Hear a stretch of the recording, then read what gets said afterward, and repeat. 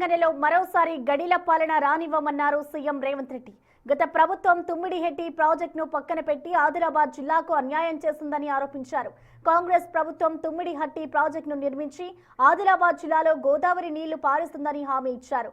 ఆదిలాబాద్ విమానాశ్రయానికి త్వరలోనే శంకుస్థాపన చేస్తామని, ఈ జిల్లాను పర్యాటకంగా పారిశ్రామికంగా అభివృద్ధి చేస్తామని అన్నారు. బాసర నుంచి భద్రాచలం వరకు గోదావరి తీరంలో ఉన్న ఆలయాలన్నింటినీ అభివృద్ధి చేస్తామన్నారు.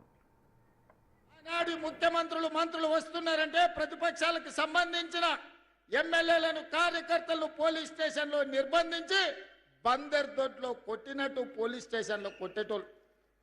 ఇవాళ పరిస్థితి లేదు.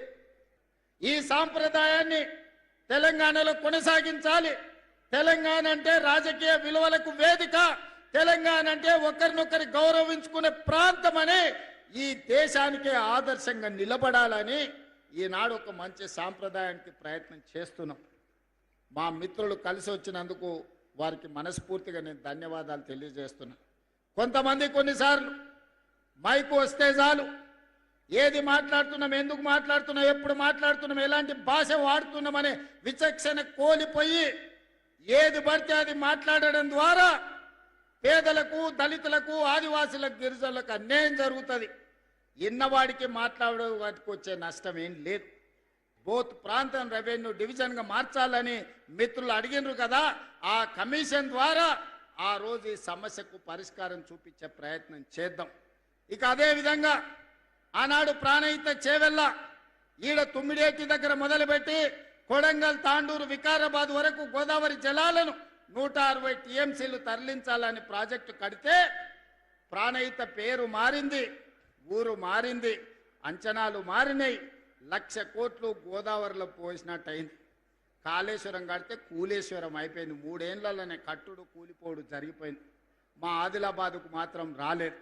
మా ప్రేమ్ సాగర్ రావు గారు ఎప్పుడు అంటారు, గోదావరి తలా మా పక్కల నుంచే పోతుంది, మాకు మాత్రం నీళ్లు రాలేదు అని. అందుకే ఇవాళ నేను ఈ వేదిక మీద నుంచి మాట ఇస్తున్నా. ఇప్పుడు ప్రారంభించిన సాగునీటి ప్రాజెక్టులే కాదు, తుమ్మిడేటి నుంచి ప్రాణహిత చేవెళ్ల ప్రాజెక్టును తిరిగి ప్రారంభిస్తాం. ఆదిలాబాదుకు నీళ్లు ఇచ్చి ఈ ప్రాంతాన్ని సస్యశ్యామలం చేసే బాధ్యత మా ప్రభుత్వం తీసుకుంటుంది. ఈ ప్రాంతంలో ఉండే మా నాయకులు అన్న హైదరాబాద్కే ఎయిర్పోర్టా, ఆదిలాబాద్కి ఎయిర్పోర్ట్ అక్కర్లేదా అని ఈరోజు కేంద్ర ప్రభుత్వంతో, మోడీ గారితో మాట్లాడినాం, రామ్మోహన్ నాయుడు గారితో మాట్లాడినాం, రాజ్నాథ్ సింగ్ గారితో మాట్లాడినాం. తొందరలోనే వీలైతే జూన్ 2 తారీఖు లోపల ఆదిలాబాద్ లో ఎయిర్పోర్ట్ ప్రారంభోత్సవానికి శిలా ఫలకాన్ని వేసే బాధ్యత వేదిక మీద ఉన్న మిత్రులం అందరం తీసుకుంటాం. మరి ఎయిర్పోర్ట్ వస్తే మరి అది నడవాలంటే కూడా మనకు ప్యాసింజర్లు ఉండాలి కదా.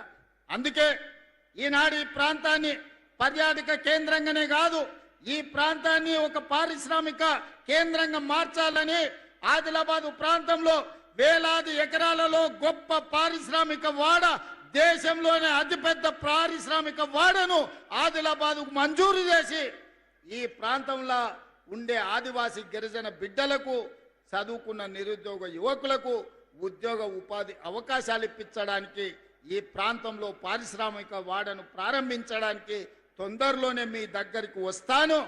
ఇవాళ బాసర ఆలయాన్ని విస్తరించడానికి 225 కోట్ల రూపాయలు ప్రాథమికంగా మంజూరు చేసి ఈరోజు బాసర ఆలయాన్ని విస్తరించే పనులను ప్రారంభించుకున్నామని చెప్పడానికి నేను చాలా సంతోషాన్ని వ్యక్తం చేస్తున్నా. ఇంకా బాసర ఆలయాన్ని విస్తరించడానికి ఇంకేమైనా అదనంగా నిధులు అవసరమైతే కూడా ఆ నిధులనిచ్చి దేశంలోనే బాసర సరస్వతి ఆలయం ఒక గొప్ప ఆలయంగా తీర్చిదిద్దడానికి ఈనాడు మన ప్రభుత్వం కట్టుబడి ఉన్నది. దాన్ని విస్తరించే బాధ్యత ఈ ప్రభుత్వం తీసుకుంటుంది. ఏదైతే మనం కార్యక్రమం తీసుకున్నామో బాసర నుంచి భద్రాచలం వరకు ఏదైతే మందిరాల అభివృద్ధి అనుకున్నామో అందులో మొట్టమొదటి ఆలయ అభివృద్ధి కింద గూడెం సత్యనారాయణ స్వామి ఆలయాన్ని అభివృద్ధి చెయ్యడానికి ఈ వేదిక మీద నుంచే మనం నిర్ణయం తీసుకుంటున్నాం. కొంతమందికి మేము చేసే అభివృద్ధి నచ్చడం లేదు. మారీచులు మాయ వేషంలో, మాయలేడి రూపంలో, మాయగాళ్ళ రూపంలో మీ దగ్గరకు వస్తున్నారు. నిన్న మొన్న చూసిన కొడంగల్ పోయినరు, లేకపోతే మహేశ్వరం పోయినరు. ఇవాళ ఇంకేడుకో పోయినరు మార్కెట్ యార్డు కట్టలేదు మీరని 10 ఏళ్ళు మీరు ఎందుకు కట్టలేదని నేను అడుగుతున్నా. పెళ్లి చేసినా కొత్తగా పెళ్ళైనా పిల్లనో పిల్లగాడో పుట్టాలంటే 9 నెలల్లో 10 నెలల్లో అవుతుంది కదా.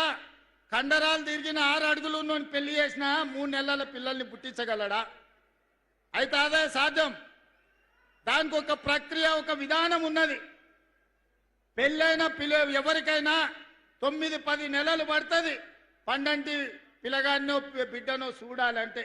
అట్లనే ప్రభుత్వం 10 సంవత్సరాలు మీరు ఎలగబెట్టని పనులు ఎన్నిటినో గొప్ప గొప్ప పనులను చేసినాం. ఇంకా చేయాల్సినవి ఉన్నాయి. అడ్డుపడడానికి ఊరూరు తిరుగుడు కాదు, మారీచుడు మాయలేడి రూపంలో వచ్చి సీతమ్మని చెరబట్టాలనుకుంటే చివరికి రాముడు చేతిలో చావు తప్పలేదు. మళ్ళా కూడా నేను ఈ వేదిక మీద నుంచి మళ్ళీ చెప్పదలుచుకున్నా, ఇక్కడుండే ఆదిలాబాదు బిడ్డల సాక్షిగా ఆనాడు పిప్పిరిలో బట్టి గారు, ఆనాడు నేను ఇంద్రవెల్లిలో ఇక్కడి నుంచే దీక్ష భూని ప్రజాపాలన తెస్తామని చెప్పినాం. ఇచ్చిన మాట ప్రకారం ప్రజాపాలన తెచ్చినాం. ఇవాళ మళ్ళీ ఈ పిప్పిరి వేదిక మీద నుంచి నేను చెప్తున్నా, రాబోయే శాసనసభ ఎన్నికల్లో మళ్ళీ ప్రభుత్వం వస్తుంది, ప్రజాపాలన చేస్తుంది. అసెంబ్లీలో మాట్లాడదామంటే రారు. ఏందా నువ్వు చెప్పేది వింటా అంటే చెప్పరు. ఎంతసేపు ఉన్నా లొల్లి పెట్టాలి, యాగి చెయ్యాలి, బురద జల్లాలి, ప్రజల్ని మభ్య పెట్టాలి. ప్రజలంతా అమాయకులు కాదు నాయన. మీ సంగతి చూసిండ్రు, 10 ఏళ్ళు చూసిర్రు. మీరు ఎన్ని పరిశాన్లు చేసిరో ప్రజలకు తెలుసు. ఆనాడు నేను అడుగుతున్నా, పెళ్ళామొగుడు మాట్లాడుకోవడానికి కూడా భయపడేది, ఫోన్లో మాట్లాడాలంటే ఓడింటాడో అని. అవునానే? రాజకీయ నాయకులే కాదు, ఆలు మొగుళ్ళు మాట్లాడుకుంటే కూడా ఇన్న రోజు. ఇవాళ బాజాప్తో రోడ్డు మీద